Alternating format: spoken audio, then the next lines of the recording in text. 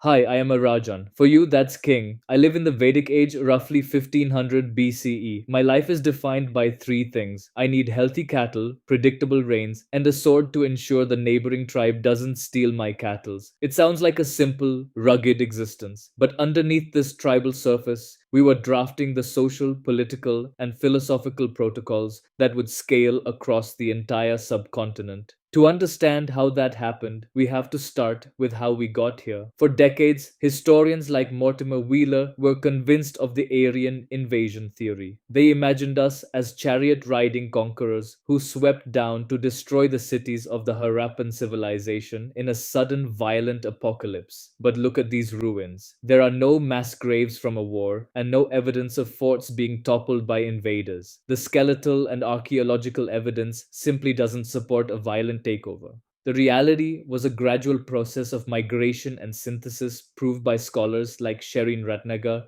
George Dales, and B.B. Lal.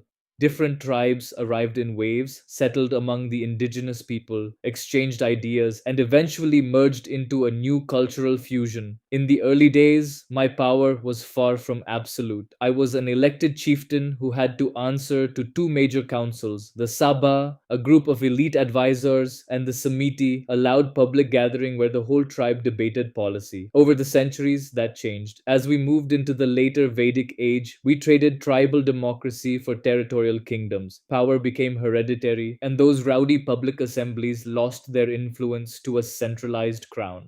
Our social structure underwent a similar shift. Early on, your role in the tribe didn't lock you into a permanent identity. There was room to move. That changed with the late Rigvedic Purusha Sukta hymn. This chart shows the four-tier Varna system it introduced: the Brahmana priests, the Kshatriya warriors like myself, the Vaishya traders and farmers, and the Shudra servants. By the later Vedic period, these boundaries became fixed, movement between the tiers stopped, and the entire social order began to revolve around strict definitions of ritual purity. This entire pyramid rested on the griha, or the household. This was a strictly patriarchal unit, led by a male head, designed to ensure that lineage and property could be passed down reliably within this new, rigid hierarchy. While it began as a way to organize our tribes, these classifications created the framework for the caste system that remains a central part of Indian social discourse today. We didn't have Google like you, but we had Shruti,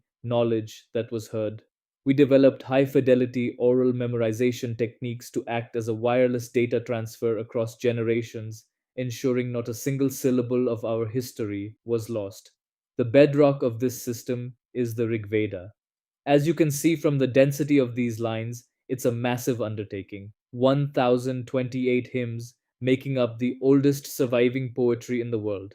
These red markings on the manuscript indicate the musical notation for the Samaveda. It took the Rigvedic verses and remixed them specifically for rhythmic chanting during rituals. Then there's the Yajurveda, our definitive guidebook. It provides the exact technical steps for every ritual sacrifice, requiring absolute precision from the priests.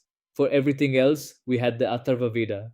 It's the most relatable of the four, acting as a practical manual filled with everyday spells, magic, and cures for common illnesses. As our intellectual culture matured, we produced the Upanishads. These texts represented the end game of Vedic thought, moving away from external rituals toward internal philosophy. The Upanishads stripped away the complexity to reveal universal concepts like karma and a single, shared consciousness. These ideas were so durable, they eventually traveled far beyond the borders of our kingdoms.